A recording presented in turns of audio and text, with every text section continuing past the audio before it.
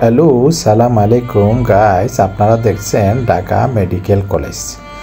এটা medical college ও হাসপাতাল। এখানে সারা বাংলাদেশের ব্রিলিয়ান্ট স্টুডেন্টগুলো এই ঢাকা মেডিকেলে ভর্তি হয়।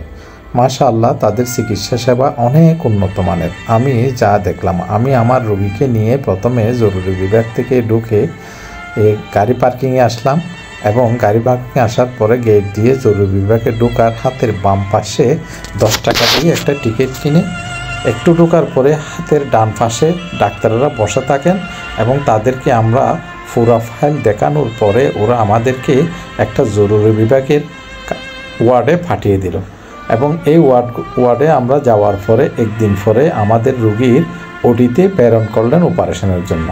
আলহামদুলিল্লাহ, অনেক বড় ডাক্তার আমাদের ওটিতে অপারেশন করলেন।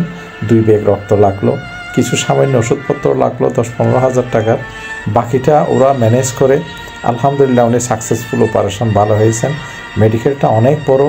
আপনারা মধ্যবিত্ত, নিম্নবিত্ত, হাই সোসাইটির অনেক লোকেরা এখানে চিকিৎসার জন্য আসে এবং মাশাআল্লাহ তাদের ডাক্তারদের ব্যবহার এবং নার্সদের ব্যবহার আমার অনেক ভালো লেগেছে। অন্য হসপিটাল থেকে, প্রাইভেট হসপিটাল থেকেও এখানে অনেক উন্নত মানের চিকিৎসা হয়। এটা আমি না দেখে বিশ্বাস করতাম না, এখন দেখলেই বলতে পারতেছি।